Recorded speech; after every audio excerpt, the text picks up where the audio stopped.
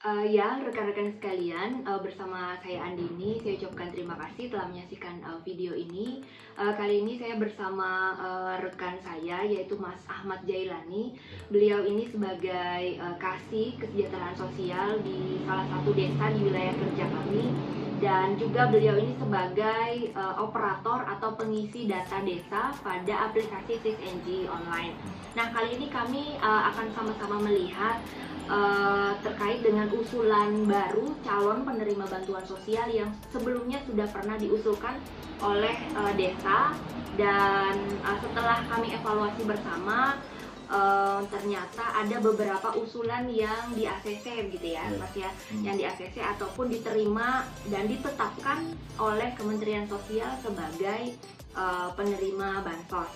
Nah, setelah kami sama-sama kita cek bersama bahwa pertama yang perlu diperhatikan itu adalah cara inputnya, cara input usulan bansos pada aplikasi 6NG online. Kita pastikan bahwa cara input ini sudah benar dan juga dilengkapi dengan beberapa dokumen-dokumen pendukung yang sebelumnya sudah disiapkan ya, sudah disiapkan. Jadi ketika kita menginput itu bisa lebih mudah gitu ya, Mas. Nah, kemudian juga yang kedua, yang juga menjadi pertimbangan dari Kementerian Sosial adalah yang benar-benar diusulkan ini adalah yang sesuai dengan kriteria fakir miskin. Artinya yang kita usulkan ini adalah benar-benar warga miskin atau tidak mampu yang ada di wilayah kerja kita, yang kita input di dalam aplikasi 6NG online. Terkait datanya, mari kita lihat sama-sama ya. Ya, rekan-rekan sekalian, kita masuk kepada contoh data yang pernah sebelumnya diusulkan sebagai calon penerima bantuan sosial. Nah, di sini bisa cek menggunakan NIK atau menggunakan nomor kartu keluarga. Di sini kami menggunakan nomor kartu keluarga. Nah, di sini ada salah satu keluarga dengan susunan ayah, ibu dan juga dua orang anak. Nah, di sini atas nama Ibu Nainah ini sebelumnya pernah diusulkan oleh pemerintah desa, yaitu oleh pengisi data desa melalui aplikasi 6NG online, diusulkan sebagai penerima bansos PKH. Nah, yang mana pengusulan itu dilakukan pada bulan November tahun 2022 dan juga finalisasinya juga pada bulan November tahun 2022. Nah, setelah berjalannya waktu, kita cek kembali, ternyata yang bersangkutan atas nama Ibu Nainah ini di ACC gitu ya, atau diterima sebagai penerima bansos oleh Kementerian Sosial, tidak hanya bansos PKH tetapi juga bansos BPNT. Nah, di sini bisa kita lihat PKH-nya Januari-Maret 2023 dan BPNT-nya Januari-Maret 2023. Nah, kalau kita lihat sebelumnya bahwa keluarga dari Ibu Nainah ini adalah juga sebelumnya penerima bansos BST. Nah, di sini kita bisa lihat BST bulan Mei, Juni tahun 2021. Mungkin teman-teman masih ingat bahwa bansos BST ini adalah bansos yang diberikan oleh Kementerian Sosial ketika awal pandemi COVID-19. Selain BST juga keluarga ini adalah penerima PBI ya, Ibu Nainah. Nah, ini penerima PBI juga anak-anaknya, tapi kepala keluarganya ini sepertinya belum sebagai penerima PBI. Nah, dapat kita simpulkan ketika pemerintah desa melakukan pengusulan dan juga melakukan finalisasi usulan bansos pada bulan Oktober tahun 2022 dan datanya keluar sebagai penerima bansos yaitu pada tahap 1 tahun 2023. Jadi kurang lebih 4 sampai 5 bulan berproses baru keluar gitu ya sebagai penerima bansos. Ternyata tidak hanya bansos PKH, karena ada komponen, yaitu komponen anak sekolah, tetapi juga oleh Kementerian Sosial ditetapkan sebagai penerima bansos BPNT atau sembako. Seperti itu. Jadi data ini sebelumnya pernah menjadi penerima BST dan tentunya sudah terdaftar di DTKS. Seperti itu. Ya, contoh berikutnya yaitu pada salah satu keluarga yang mana pengurus bansos ini pernah memiliki riwayat data tidak valid. Nah, jadi data NIK tidak valid. Nah, oleh pemerintah desa data NIK-nya ini kembali diperbaiki pada Dukcapil setempat. Kemudian setelah itu diusulkan kembali sebagai penerima bansos karena sesuai hasil verifikasi di lapangan bahwa keluarga dari Ibu Siti Aminah ini adalah benar-benar tidak mampu dan layak untuk dibantu dengan bantuan sosial. Nah, sama diusulkan oleh pemerintah desa melalui aplikasi SisNJ Online pada bulan November tahun 2022 diusulkan sebagai penerima bansos PKH, dan setelah berjalannya waktu kurang lebih 4 bulan gitu ya, 4-5 bulan, yaitu pada bulan Maret datanya keluar, dan ini kita bisa lihat juga pada bulan untuk tahap 2 ini sepertinya bansosnya sedang proses, yaitu bansos PKH untuk tahap 2 April Mei Juni 2023 ini sedang keterangan proses burekol, dan juga BPNT-nya bulan April Mei Juni 2023 sedang proses SPM. Untuk tahap 1-nya sudah ya. Nah, ini keterangan dari pemerintah desa untuk tahap 1 bansos PKH maupun bansos BPNT-nya sudah salur. Jadi di sini bisa kita simpulkan bahwa ketika bansos diusulkan pada bulan November tahun 2022, ketika dari Kementerian Sosial melihat bahwa datanya sudah valid dan juga sesuai dengan kriteria fakir miskin. Kemudian juga yang tidak kalah pentingnya adalah tersedianya kuota dari Kementerian Sosial, maka keluarga dari Ibu Siti Aminah ini pada tahap 1 2023 sudah menjadi penerima bansos. Jadi butuh waktu sejak November itu sampai dengan Maret tahun 2023 kurang lebih 4-5 bulan seperti itu. Nah, juga di sini bansos PBI-nya masih masuk ya tahun 2023. Dan di sini kita bisa lihat setelah data diperbaiki, data NIK diperbaiki dan diusulkan November 2022, di sini masuk di SK DTKS Desember 2022. Jadi nampaknya ketika bulan sebelumnya yaitu November 2022 diusulkan, maka Desember 2022 masuk dulu gitu ya di DTKS. Dan setelah evaluasi dari Kementerian Sosial, awal tahun 2023 yaitu tahap 1 itu sudah menjadi penerima bantuan sosial. Nah, di sini juga kita bisa lihat Desember 2022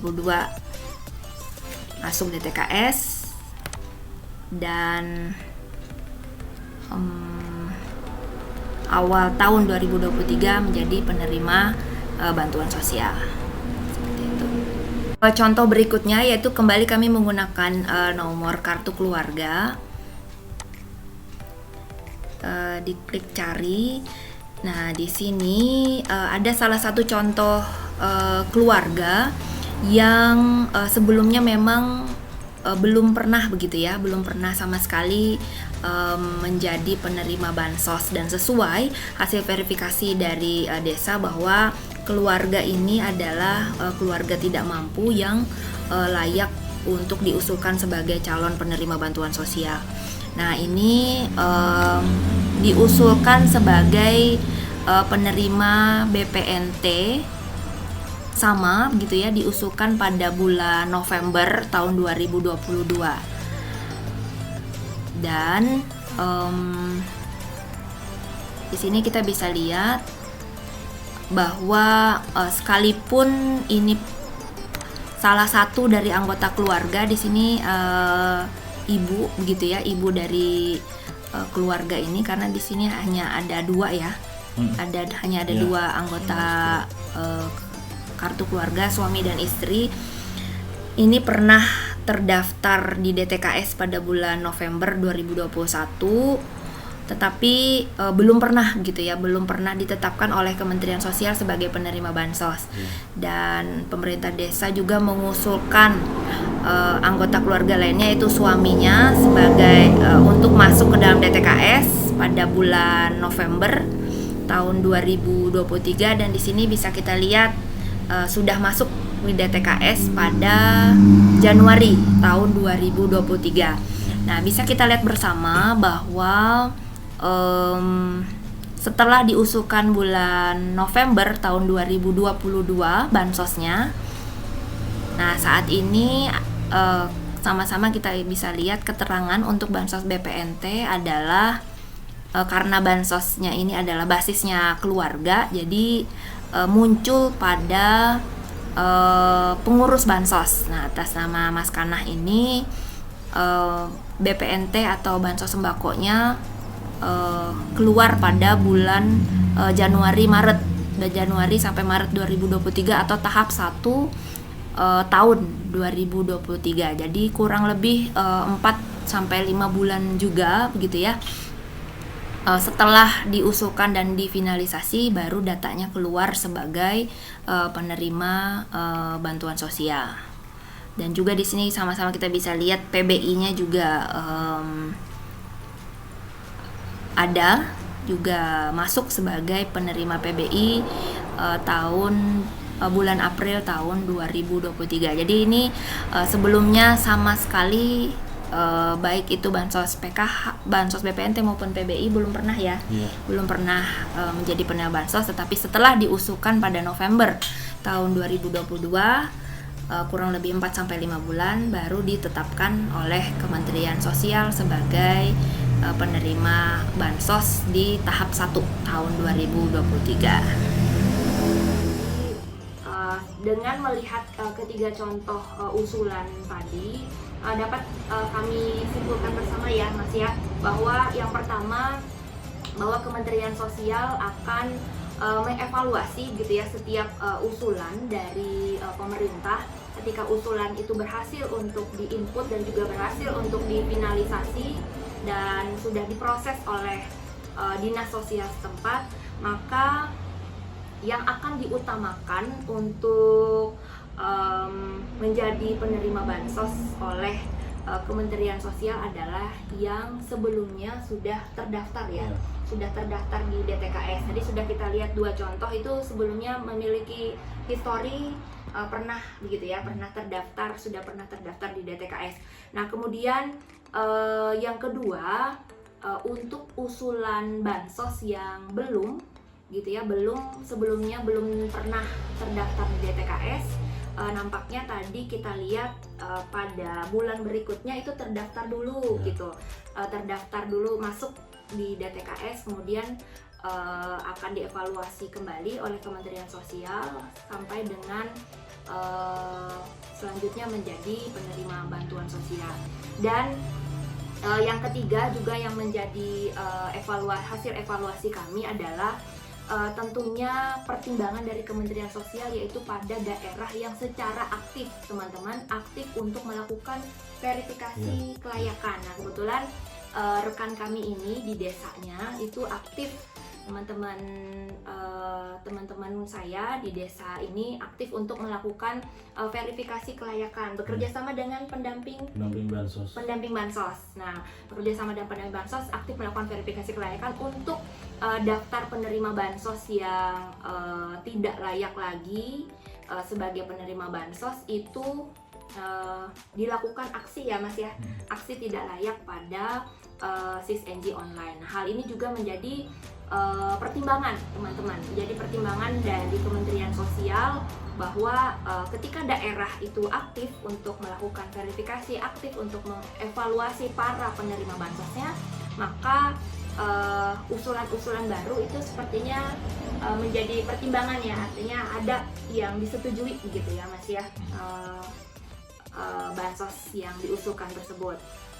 Nah jadi hal ini juga agar pelaksanaan bantuan sosial di daerah kita menjadi lebih tepat sasaran. Yang sudah tidak layak bansos dilakukan aksi tidak layak, dan yang masih layak sebagai artinya yang tidak mampu diusulkan gitu ya Mas. Kemudian juga yang keempat yang menjadi hasil evaluasi kami adalah datanya harus valid ya.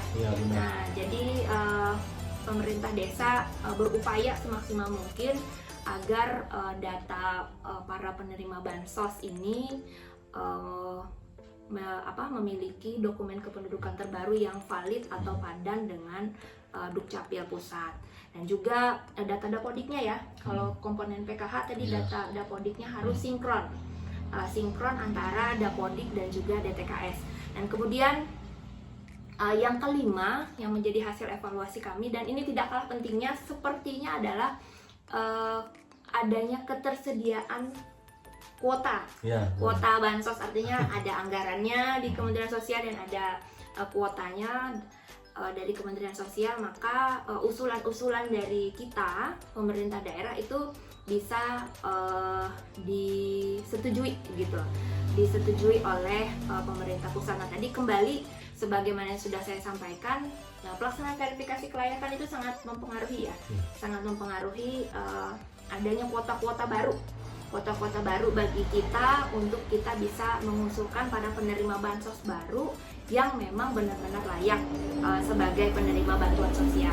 Dan yang keenam yang menjadi hasil evaluasi kami itu adalah untuk rentang waktunya ya Mas ya. Rentang waktunya tadi rata-rata ini kan diusulkan bulan November 2022, dan Mas ini melihat bahwa sekitar bulan Maret ya, Maret 2023 itu bahkan ada yang April tadi ya, April, Maret dan April 2023 itu datanya baru keluar teman-teman sebagai penerima bansos. Jadi kurang lebih dari November, Desember, Januari, Februari, Maret, April, kurang lebih 4-5 bulan.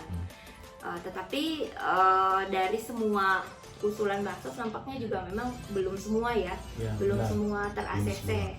Nah, tapi juga tadi sudah kita lihat bersama yang sepertinya diutamakan oleh Kementerian Sosial secara bertahap mungkin adalah yang sudah pernah terdaftar dulu di DTKS.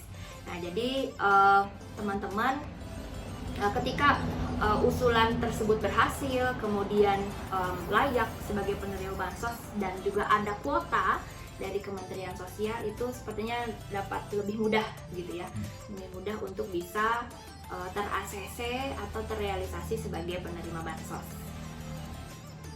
Ya, baik rekan-rekan sekalian, demikianlah tadi penyampaian kami terkait dengan berapa lama waktu dalam pengusulan calon penerima bantuan sosial sampai dengan ditetapkan ya sebagai penerima bantuan sosial. Nah, silakan teman-teman berikan komentarnya gitu ya. Mungkin ada teman-teman yang memiliki pengalaman yang sama seperti kami, bahkan ada juga mungkin yang jangka waktunya mungkin lebih singkat gitu saat pengusulan sampai dengan ditetapkan sebagai calon penerima bantuan sosial. Ya, semoga ini bermanfaat untuk kita semua. Saya Andini dan juga bersama rekan saya Ahmad Jailani mengucapkan terima kasih. Sekali lagi terima kasih dan salam sehat untuk kita semua.